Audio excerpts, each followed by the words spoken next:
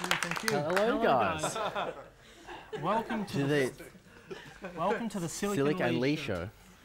What are you doing? Are you doing this on purpose? I'd like to say no, but it's pretty fun, man. Josh, this is not a commercial station. Here at Channel 31, we're super professional, and the only reason you haven't been replaced is because your name's in the title. That's show business, guys. As Charlie Sheen found out, everyone is pretty much happy where you drink, womanize and take drugs, but the minute you tease your boss, you're in trouble. Yeah, okay, settle down there, man, because we've got another exciting show to present today. Dude, we say that every week. It's time to deliver, man. We're trying our best, Josh. Oh, I'm not impressed with your efforts thus far, man. Come on, host the show properly. Geez, sorry, guys. I'm regretting not having chosen a monkey as my co-host. At least that would have been more fun. Dave, stop cracking jokes and get on with it, man. We've got a massive show planned for tonight. Here's what's up tonight. Myself and Josh head to Fed Square to play a game of celebrity heads and get some fake eyewitness reports from the public. Silic Lee, they are very silly. Silic Lee Show, they are crazy, yo. Silic Lee, coming at you from your TV. Silic Lee Show, live in the studio. Thanks, guys. Thank you. Now, our original intent behind this television series, when we first came up with the idea, was basically to have a show where we'd be able to explore a bunch of life's crazy things. Yeah, I guess a kind of study into the human condition. That's exactly right.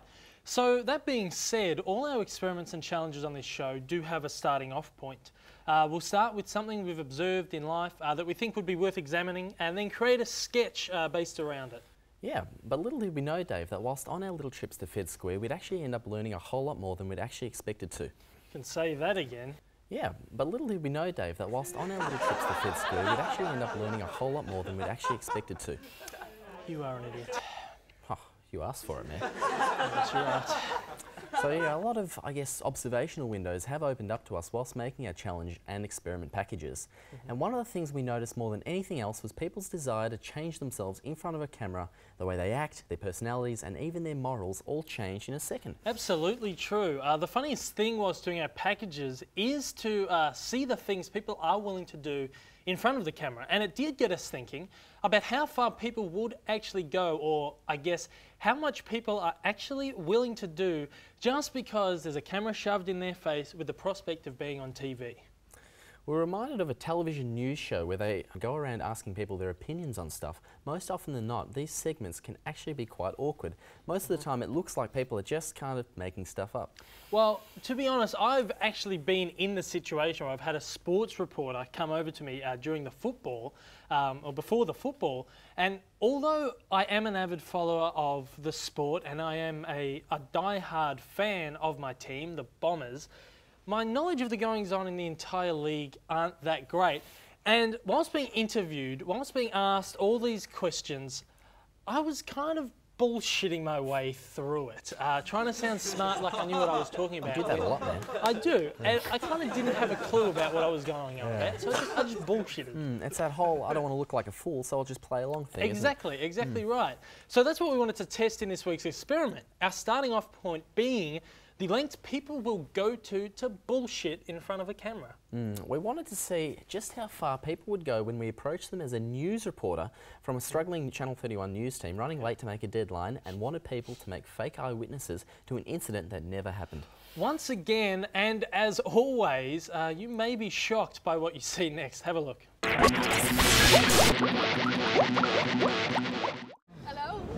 Say hello to the camera. We're reporting on a very serious issue that occurred here in Federation Square about 20 minutes ago.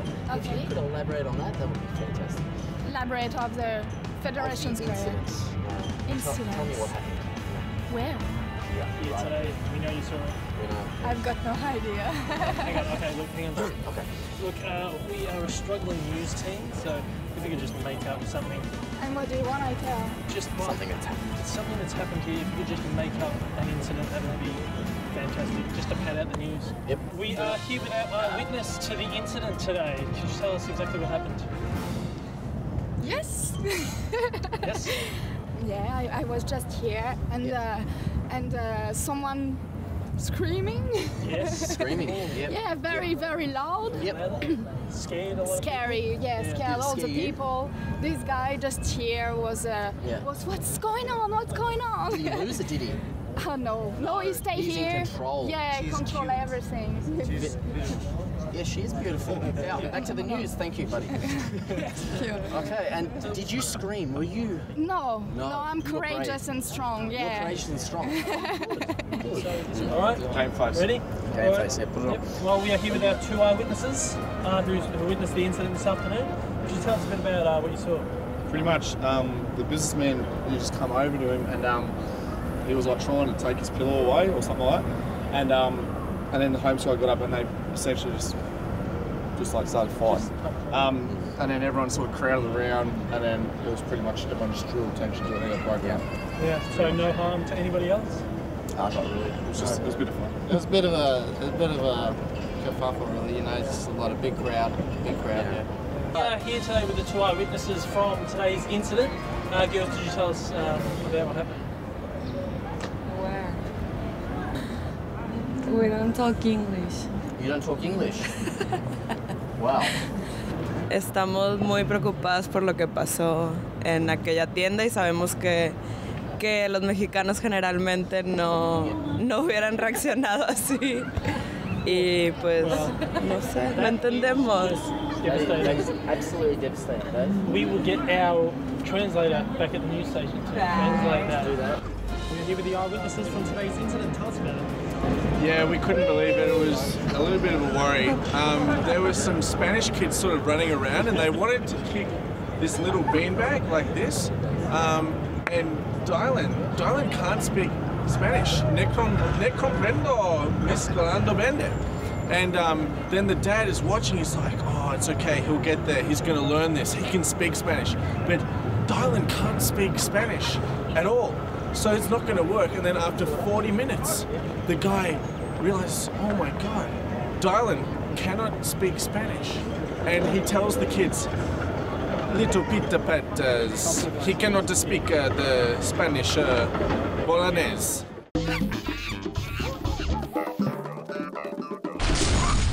It's just, I can't stand the texture. Yeah, I understand. It's just so smooth and creamy, yet rather messy. It's even worse when it squirts all of your clothing. I can never get the stains out.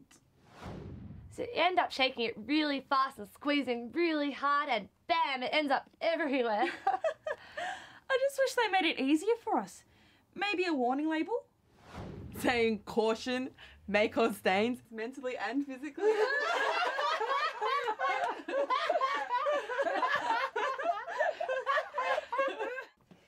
Moisturizer can be so annoying.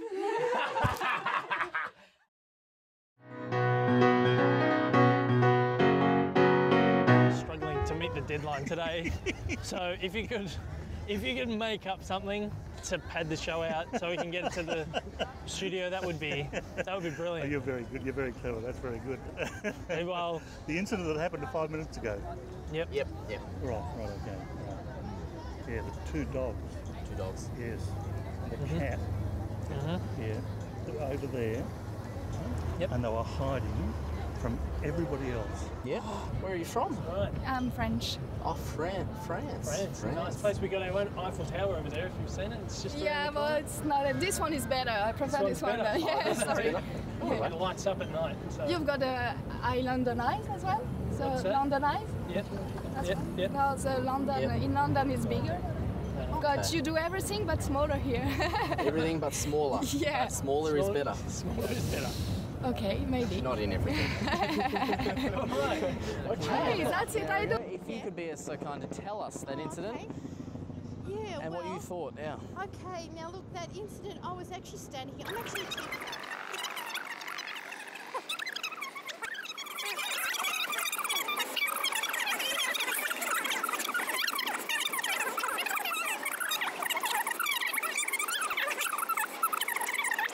Yep. You know that vibe, so scarce. Fantastic. crap out of people, basically. So. You are a hero. You are and an inspiration to all of us. I appreciate that. Thank you very much. Thank you very much. That's right. But then we decided we wanted to play some hacky sack. Yep. We can give you an action reenactment if you want. Reenactment, all right. If we could get the cameras back just for a little reenactment here today. Oh yeah. Oh yeah. And then we put in some tricks. Oh. Yep. Oh. Watch out. Oh. Oh. Hey. Everyone give him a hand. That is fantastic. And that's our sports news as well for the day. Oh, well, there you go. There was just a few more clips of the public's bullshitting. There was just so much of it that we simply couldn't fit it all into one video. Yeah.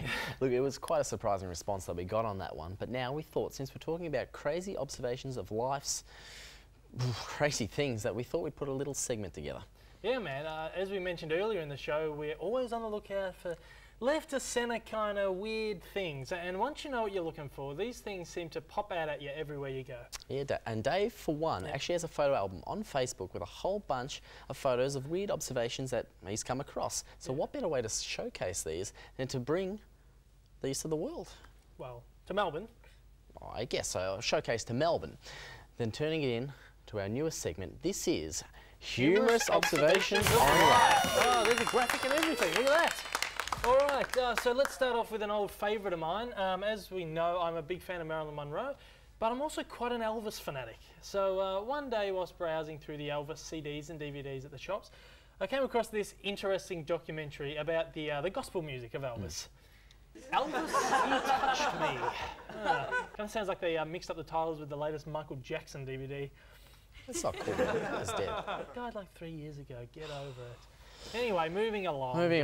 Okay, on one of our outings to the city, myself and Dave noticed an interestingly named restaurant in Chinatown. Now, if you get to Chinatown, make sure you check out the Cum Den restaurant. Oh, there we go. Surprisingly though, the food actually isn't as bad as it sounds. I don't get it. Okay, once again, moving along. Here's a recent one for you. This one blew my mind. I purchased a copy of the Star Wars Saga Blu-ray online a few weeks back, and in anticipation of receiving the box set from overseas, I decided to have a look at the tracking information online. Tells you, where the box set is and how long it's going to take to get to you, all this kind of stuff. And upon looking at this, I was informed that my package, and this has not been digitally altered at all, had left the seller facility and arrived at an airport in New Jersey. Let's have a look at this. On September 2, 2030. Oof, that took a long time to ship that package. Yeah, I know, right? But have a look at this. When I checked back later on, I got some more surprising information. Later that afternoon, it departed the New Jersey airport on December 31st, 1899. Oof, it's a time-travelling package. Yeah, it would have been pretty funny had it been the Back to the Future box set, I reckon. Again, not funny, Dave, but how many years do you expect to actually get this? The box set, when's it going to arrive? Yeah. Well, luckily, the estimated delivery date is 2011, so hopefully it does find its way back in time somewhere. Yeah. Okay, guys, we've got one more and then we've got to shoot off to an ad break. Now, I love my football team, the Collingwood Football Club, and all of its players, but some of them happen to have unfortunate names. Yeah, they do. Yeah. This is a personal favourite, this one. Yeah. Now, this is prior to Anzac Day. This is team selections. So you're basically shown all the ins and outs. And a couple of the ins and... the outs, yeah, let's just play the ordering of these names don't do much to help the they don't. Players. We've got Jolly Dick and Crackerwood. They're ins and outs. You should be pretty ashamed of your team. That's not cool, man. Yeah. It's pretty classic though. But anyway, time to throw off to an ad break. Yeah, up now, another silly bomb, but after the break, this week's challenge. That's right, it's a very good challenge this week too, so stay tuned. Enjoy.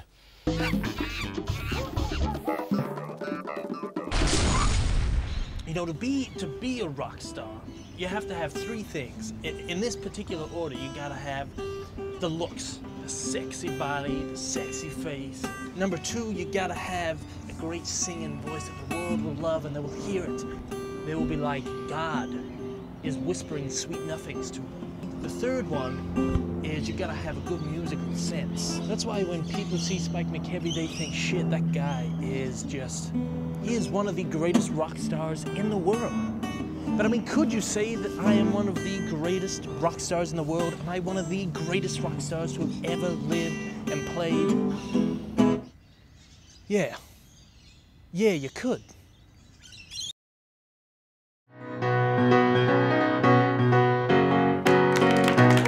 Welcome back to the Silic Lee Show. That's right. Now, if there's one thing that's been lacking in our life as we began television presenting, it's been the ability to play games. We have not been able to play games. That's right. It's been quite a while since we've had the chance to sit down and play a good game of something. So we decided to take the opportunity to play a game for this week's challenge. Yeah, and why not make it an old favourite? Yeah, exactly. So I went rummaging through my old games cupboard at home from when I was a little kid and found something that we just simply couldn't pass up. It's a popular game that I'm sure all kids in Australia played from time to time when they had a lazy substitute teacher trying to control the class. That's right. It's also one that drunk adults used to enjoy playing together back in the 90s when game nights were the cool thing to do. You're an adult in the 90s. Okay, whatever. Now, due to copyright laws, we cannot refer to the game by its actual title, so we've changed it just a little bit so as not to anger anyone. That's it. Please welcome to Celeb Heads.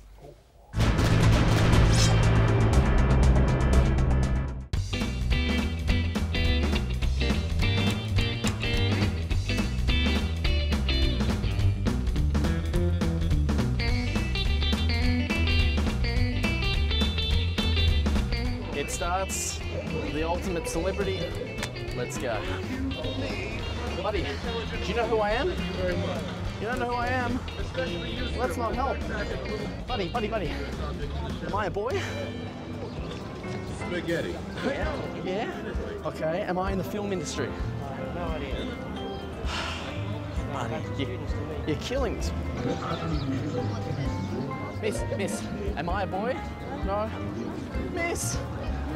Hey, am I a boy? Yes. Yes.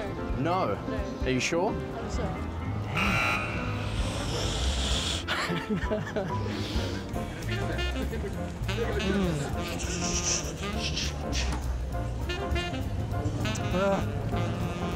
Can I ask you a question? Am I male? Yes. Yes. Am I an actor? Yes. Yes. Have I been in anything recently? Yes. Yes. Oh, okay, interesting. Am I American? Yes. Yes. Oh. Have I been in anything in the past year or so? Yes. Yes. Okay. Not Brad Pitt? No. Let's move on. Ladies, you have to help me out. Okay. Am I a girl? Please tell me. Yes. Am I in the film industry? Yes. Yeah. So I'm in films? Yeah. Yeah, a film. Am I still alive? No, someone's dead. Oh dear, I have to move on then. Thank you for your time. You gotta know. I've got to know. Thank you. Can you help me out? Am I real?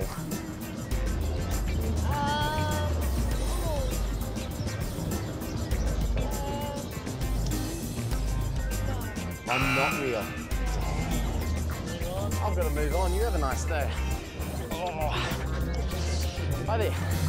Am I in Disney films? Yes. Okay. I'm gonna have a guess, guys. Am I Snow White? Am I from Beauty and the Beast?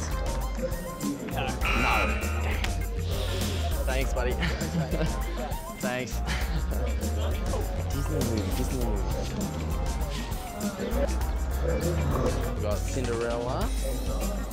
That was a Disney movie. I know Josh doesn't know a lot of actors, so we're going to limit it down a little bit. So let's go.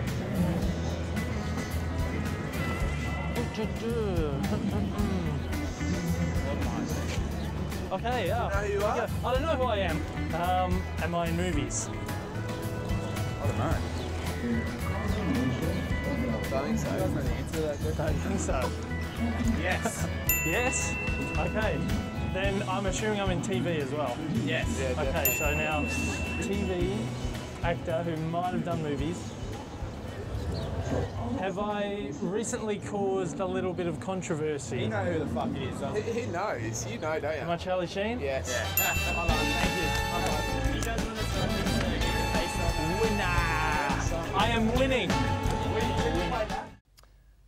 Josh, my condolences go out to you and your family. Dude, that's not fair. I've never played that game before in my life. How the hell have you never played Celeb Heads before? Everyone's played that game. You must have had a really sad, neglected childhood. Regardless, man, that game was rigged. Bullshit. You just suck. You know, and I want it on the record here that Josh actually took about 40 minutes to guess his person. Whilst mine was over in all of about 5. Come on, man. There is no way you could have done that in 4 guesses without cheating. Come on, Josh. When your favourite TV show is 2.5 Men and your favourite actor is Charlie Sheen and you really don't have any more knowledge of any other celebrities or anything, it was kind of a no-brainer. Yeah, well, watch out next week, buddy. I'm bringing sexy back. You mean you're bringing your A game back? I don't want to be here when you're bringing sexy back. Anyway, on that note, unfortunately that brings us to the end of the show. Remember to check us out on Facebook and on the Silly Bomb website for more videos, information, everything's on there.